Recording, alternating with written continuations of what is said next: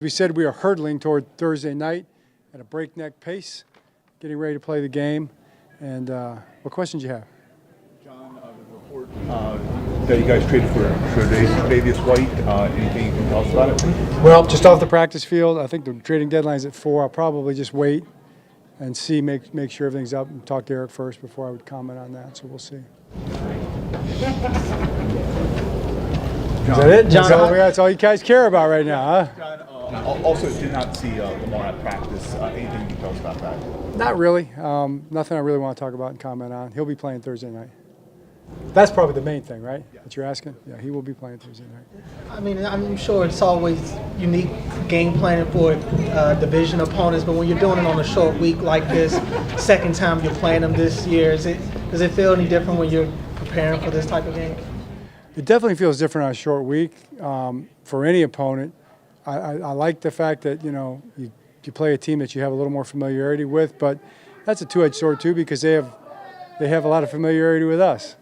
So every game's different. Every game's unique. You just kind of take it as it comes, attack the circumstances as they present themselves, and that's what we'll try to do and do our best.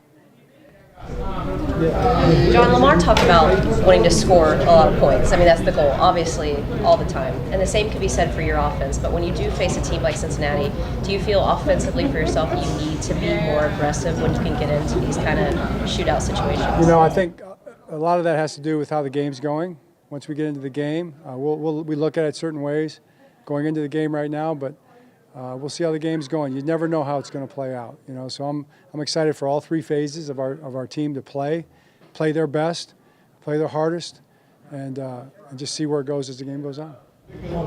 John, I know your internal conversations are the most important, but Marlon was telling us yesterday, he feels that Zach has taken some heat for player mistakes. What does that mean to see a leader on your team talk like that and take some accountability?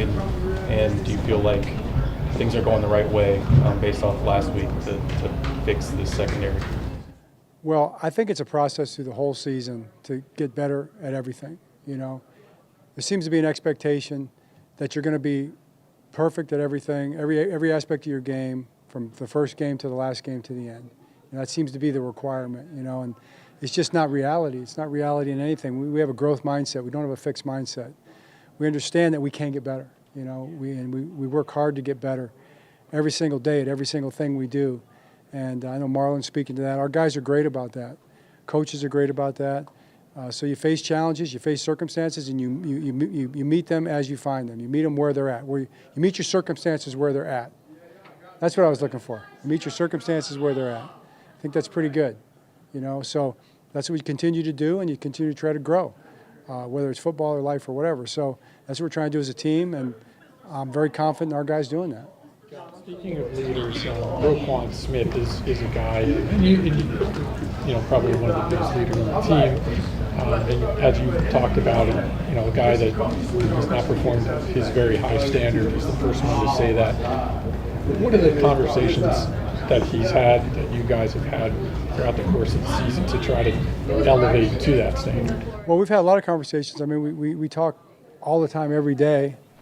And we talk about plays specifically. We talk about, I'm talking about plays in practice. We talk about in the meeting room. We talk about, how we're handling coverage or a rush or how we're handling a play. Those are all the little detailed conversations that you have all the time because it's a complicated game. A lot of stuff happens.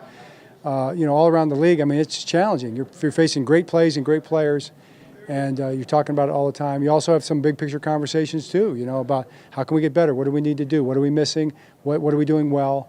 With your leaders, you have those conversations. You saw me meeting out there with the leaders just now. We were talking about a scheduling thing for the next couple of days. So those are the type of conversations you have.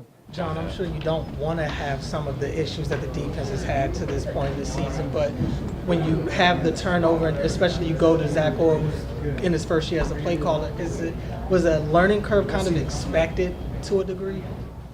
Well, I think we're all expected to have a learning curve, and everybody's, where they're at and what happens in your life, and you try to learn and grow and become the best you can be. I mean, so that's what we're doing. We're together as a team. I got a talented team. We have a talented group of people. We've got talented coaches. who work really hard. We have talented players who work really hard. That's what makes me happy.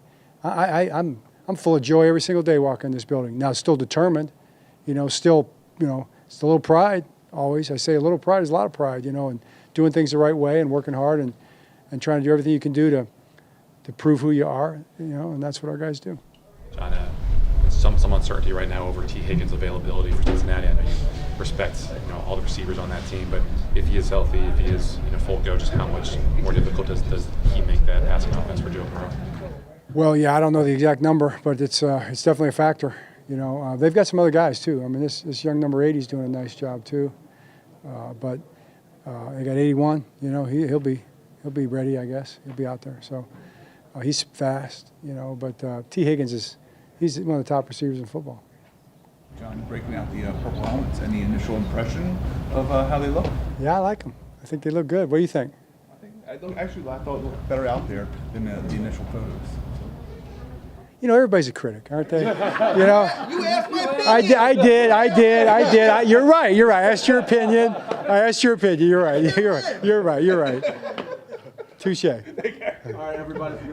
We have one more thing. Oh, yes. Baby.